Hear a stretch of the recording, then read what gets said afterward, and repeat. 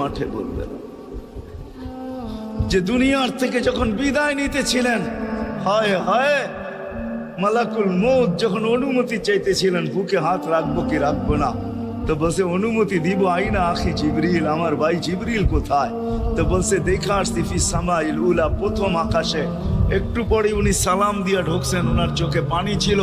তো বলছে আপনি কাঁদেন কেন? বলে আজকে এলপিআরে চলে যাব, আর কোনোদিন ওহির বাহক হয়ে জমিনে আসবো না। আপনার পরে কোনো নবী নাই, কোনো রসুল নাই, আমারও ওহির কাজ শেষ। ওহির সুবাদে কখনো কখনো নৈকট্যময় জায়গায় চলে যেতাম, আজ থেকে আর যাওয়া হবে না। আমার চোখে পানি। দীর্ঘ ১.৫ লক্ষ নবী, ৩১৩ জন রসুলের কাছে আমি নিয়ে আসছি। আজকে শেষ দিন, এই জন্য চোখে পানি। তো উনি উল্টা প্রশ্ন করছেন, আপনার চোখে পানি কেন?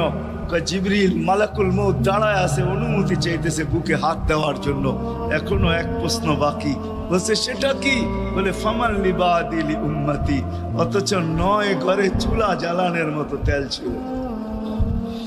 খাওয়া তো দূরের কথা, বাতি জ্বালানোর তেল ছিল না। আম্মা জান আয়েশা রাদিয়াল্লাহু তাআলা আনহা বলেন, যদি তেল থাকতো তো খিদার তাড়না এতটুক ছিল, আগে তেল পান করে নিতাম। হাদিস উঠায় দেখেন, লেখা আছে ৯ ঘর ছিল, ৯ ঘর।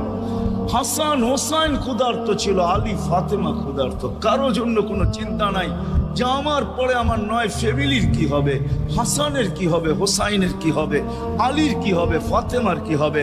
যেই সময় চাইতেছেন ওই সময় বলতেছে জিবরিল আমার পরে উম্মতকে কে দেখা রাখবে? লানত আমাদের জিন্দেগির উপর, লানত আমাদের জিন্দেগির উপরে। এমন জিন্দেগির থেকে জমিন ফাইটা মরা যাওয়া উচিত। আমি তো মাঝে মাঝে বলি আমাদের জমিনটা উল্টে যাওয়া উচিত, যে মৃত্যু সময় বলতেছে আমার উম্মতকে কে দেখা রাখবে। জিবরিল ছুটা গেছেন, ছুটা আসছেন, আল্লাহ জবাব পাঠাইছেন, লা আতরুকু উম্মাতাকা ফারদা ওয়ালা ওয়াহদা। বন্ধু চলে আসেন, আপনার উম্মতকে আমি দেখা রাখবো, আমি দেখা রাখবো। হায় হায়, সবাইকে সালাম দিছেন একবার বা দুইবার, সবার দুরুদ পড়ছেন তো আল্লাহ একবার বা দুইবার, সালাম পড়ছেন কোন নবী রসুলের উপরে একবার কি দুইবার। আর বন্ধুর সালাম প্রতি জুমা ইমাম আছে, খতিব আছে, ইমামরা একটা আয়াত পড়ে কোরআনের, ইন্নাল্লাহা ওয়া মালাইকাতাহু ইউসাল্লুনা আলান নবী ইয়া আইয়ুহাল্লাযীনা আমানু সাল্লু আলাইহি ওয়া সাল্লিমু তাসলিমা। এই আয়াত আমাকে অনেক কিছু বোঝায়। ইমাম ওলামারা, আলেম ওলামারা বলবে এই আয়াতে আমাদেরকে দুরূদ পড়ার হুকুম দিয়েছেন, আমিও বলবো দুরূদ পড়ার হুকুম দিয়েছেন। কিন্তু আমার প্রশ্ন আছে এখানে, আমার প্রশ্ন, আল্লাহ আমাদেরকে পড়তে বলতেছেন, ঠিক আছে, আমরা কয়দিনই থাকবো আর কয়দিনই পড়বো? একদিন তো আমরা মারা যাবো, তো আপনার বন্ধুর উপরে দুরূদ কে পড়বে? আল্লাহ বলে বেওকুফ, দেখোস না ফেরেশতাদের নাম নিছি, ফেরেশতারা পড়বে। আমি যদি আল্লাহকে উল্টা প্রশ্ন করি, একদিন তো ফেরেশতাও থাকবে না, মালাকুল মউত মারা যাবে। আপনি আরশের নিচে লিখেই রাখছেন, ইন্নী কাতাবতুল মাউতা আলা মান তাহতা আরশি আল্লাযী হাইলা ইয়ামুত ফাহুয়া ফাওকা আরশি। আমার আরশের উপরে যে সে চিরঞ্জীব, যে নিচে আছে তাকে মৃত্যুর স্বাদ পান করতে হবে। একদিন তো ফেরেশতা মরে যাবে, আমাদের নবীজির উপরে দুরূদ কে পড়বে? আল্লাহ বলে, গন্ড মূর্খ, তুই দেখোস না প্রথম আমার নামটা আল্লাহ লেখা আছে, ইন্নাল্লাহা, আমি আল্লাহ পড়তে থাকবো, আমি আল্লাহ চিরঞ্জীব, আমার বন্ধুর দুরূদ কখনো বন্ধ হইতে দেই না, আর দিব না। হায় হায় হায় হায়, ওই রসুল। আল্লাহ বলে উম্মতকে আমি দেখা রাখবো। জিবরিল বলতেছে ইন্নাল্লাহা ইয়ান্তাযিরুক, আল্লাহ আপনার অপেক্ষা করতেছে।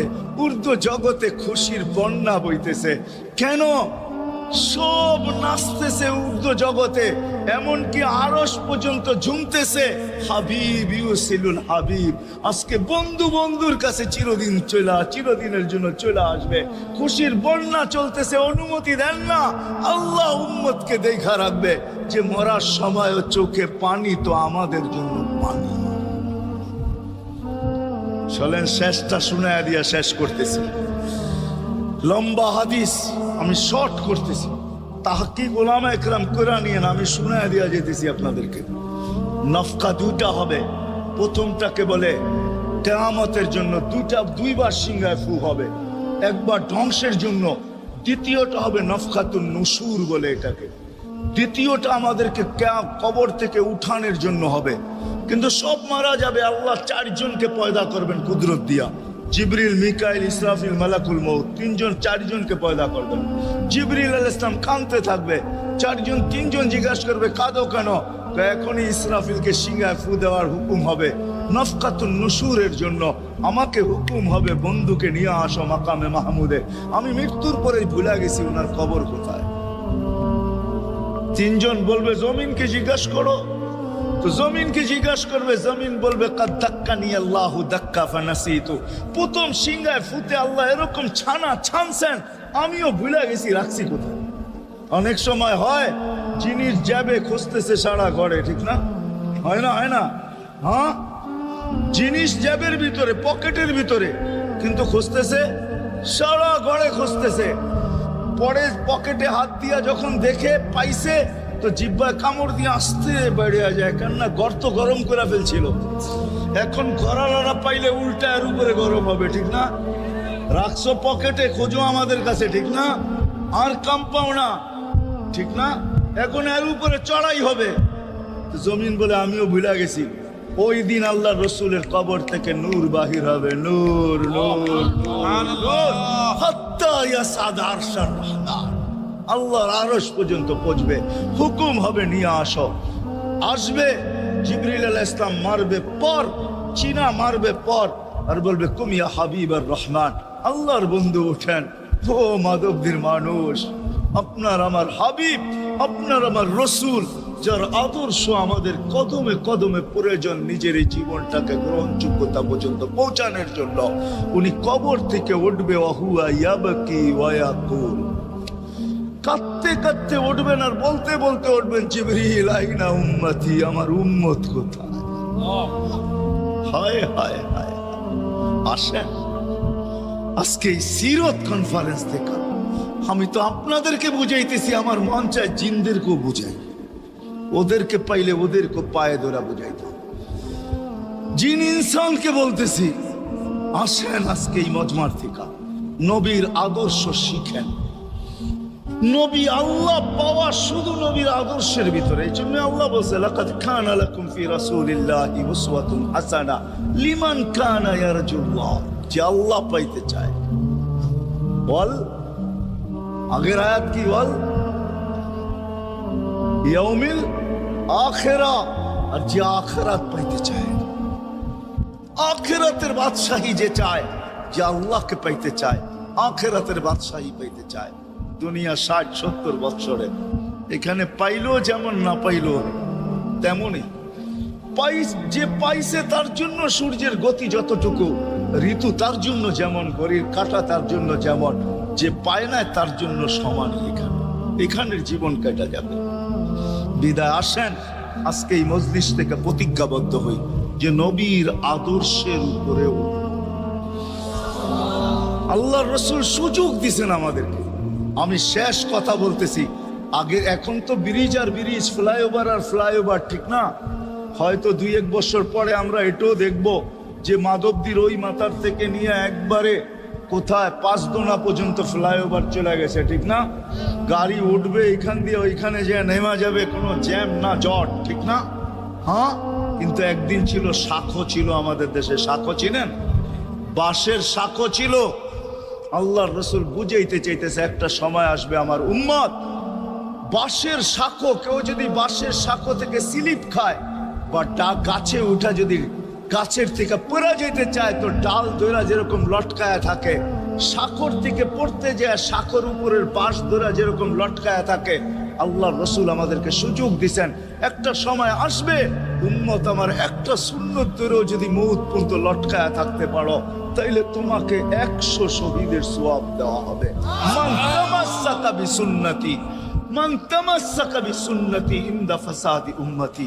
এই জন্য আসেন, আজকে বড় অবহেলিত, বড় দীক্ষিত, বড় লাঞ্ছিত, বড় ঘৃণিত আমাদের রাসূলের আদর্শ আমাদের জীবনে, বড় ঘৃণিত, বড় দীক্ষিত, বড় লাঞ্ছিত বড় অবহেলিত। সর্বক্ষেত্রে দেখেন, বিয়া দেখেন আর শাদী দেখেন, হয় হয় পোশাক দেখেন আর আশাক দেখেন, সর্বক্ষেত্রে নবীর আদর্শকে আমরা পিছে ছেড়া দিছি। আর যার কারণে আজকে মুসলমান দুনিয়াতে লাঞ্ছিত, যার কারণে আমরা ঘরে লাঞ্ছিত, ঘরের ভিতরে কোনো মিল নাই, মহব্বত নাই। বহুত ঘর পাওয়া যাবে স্বামী এক খাটে, স্ত্রী আর এক খাটে, বহুত ঘর পাওয়া যাবে। হায় হায় ওই সমাজ, লানতি সমাজ, যেই জমাতের সন্তানরা মা বাবাকে চোখ বড় করে দেখে, চোখ বড় করে সামনে, ওটা লানতি সমাজ। অথচ আল্লাহর রাসূল শিখাইছে মা বাবার সাথে আদর্শ কি ব্যবহার করবে, মার সাথে, বাবার সাথে, বড় ভাইয়ের সাথে, কার সাথে কি ব্যবহার করবে শিখাইছে। ওই সমাজটাই সুখের ছিল। আসেন ফিরা যাই, আল্লাহর রাসূলের আদর্শ শিখি। শিখবেন তো পাক্কা ওয়াদা? বিলকুল। কিন্তু একটা প্রশ্ন হলো, আল্লাহর রাসূলের আদর্শ শিখবো তো শিখবো কোত্থেকে, পাবো তো পাবো কোথায়? ঠিক না? প্রশ্ন হয় না? হয় না। উনি তো দুনিয়াতে নাই, কোত্থেকে ওনাকে পাবো, কোত্থেকে শিখবো? আজকে আপনার আমার চতুর্দিকে ওই লোকগুলা বসা আছে যারা আল্লাহর পক্ষ থেকে নির্বাচিত। আওরাসনাল কিতাব আল্লাযীনা ইসতাফাইনা মিন ইবাদিনা। আমি কোরআন দিতেছি, হক্কানি আলেম আর আল্লাহ ওয়ালারা আল্লাহর পক্ষ থেকে নির্বাচিত, যারা নবীর আদর্শকে নিজের পাশে সুরক্ষিত রাখছে, নিজের কাছে একটাকেও হারাইতে দেয় নাই। এমনকি ক্ষুদ্র থেকে ক্ষুদ্রকেও হারাইতে দেয় নাই। এমনকি নবীর একটা জানোয়ারের নাম পর্যন্ত হারাইতে দেয় নাই। হক্কানি আলেমরা, আল্লাহ ওয়ালারা সুরক্ষিত রাখছেন আল্লাহর রাসূলের আদর্শ। এই জন্য আমি বলবো, নবীকে তো পাওয়া যাবে না, উনি তো দুনিয়ার থেকে চলে গেছেন, এটাই সত্য। কিন্তু উত্তর সুরি রেখা গেছেন। আল্লাহর পক্ষ থেকে নির্বাচিত লোক আছে, রসুলের পক্ষ থেকে নির্বাচিত লোক আছে, যাদের কাছে নবীর আদর্শ আছে। আপনি বেশি শিখতে পারেন না, আমার কোনো আপত্তি নাই। কেননা ছাড় যখন আল্লাহর রসুলই দিছে, আল্লাহর রসুলই যখন আমাদেরকে ছাড় দিছেন, তো আমি ছাড় দিব না কেন? আল্লাহর রসুলই বলছে, এক জমানা আসবে, লাউ আমিলতুম উশরা মা উনসিলা বি লানাজা। তোমরা যদি 10 ভাগের উপরে আমল করতে পারো, তাহলে নাম্বার 100 পাইয়া তোমরা পাশ করবে। আল্লাহ 33 দিবে না, আল্লাহ 10-এর বদলায় তোমাদেরকে 100 দিয়ে 100-তে পাশ করাবে। আর সর্বশেষ তো এটাও বলছেন যে আমার একটা সুন্নতকে ধরে রাখো, এক শহীদের সওয়াবই জান্নাত যাওয়ার জন্য যথেষ্ট। জান্নাত যাওয়ার জন্য তো একজন দেওয়া হবে, 99 শহীদের সওয়াব তোমাকে পুরস্কার হিসাবে দেওয়া হবে। কেননা তুমি একটা সুন্নতকে ধরেই লটকায় ছিলাম। ওলামাদের কাছ থেকে শিখি, ঘরের বাচ্চাদেরকে শিখাই, যুবকদের পায়ে ধরে বলবো শিখো, নবীর আদর্শ ছড়াও। সারাদিন ফেসবুকে কাজ করো, ফেসবুক দেখো, খোদার কসম হোয়াটসঅ্যাপ দেখো, ভাইবার দেখো, ইবু দেখো। তোমাদের মেধাগুলাকে নবীর আদর্শের পিছে লাগাও, নবীর শানের পিছনে লাগাও, যে নবীর শান কত বড়, কত বড় শানওয়ালা নবী আল্লাহ আমাদেরকে দিয়েছেন, কার মর্যাদা কত বড়, তার পরিচয় তুলে ধরো, তার আদর্শকে তুলে ধরো, নিজের জীবনে আদর্শকে প্রতিফলিত করো। ইনশাআল্লাহ ওই দিন দেখবো, যেই দিন আবু বকর পেয়ালা ভরা দিবে, উমর রাদিয়াল্লাহু তাআলা আনহুর হাতে উঠায় দিবে, আবু বকর সিদ্দিক রাদিয়াল্লাহু তাআলা আনহু হাউজে কাউসারের নিচে থাকবেন, পারে থাকবেন, তলদেশে থাকবেন, উনি পেয়ালা ভরা দিবে উমর রাদিয়াল্লাহু তাআলা আনহুর হাতে, উমর রাদিয়াল্লাহু তাআলা আনহু উঠায় দিবে আমাদের নবীজির হাতে, আর নবীজি ঠোঁটে লাগায়া বলবে, ইশরাব লা তাজমান বাদাহা আবাদা। পান করার কোনোদিন পিপাসা তোর কাছে আসবে না। ওই দিনের দৃশ্যটা কিরকম?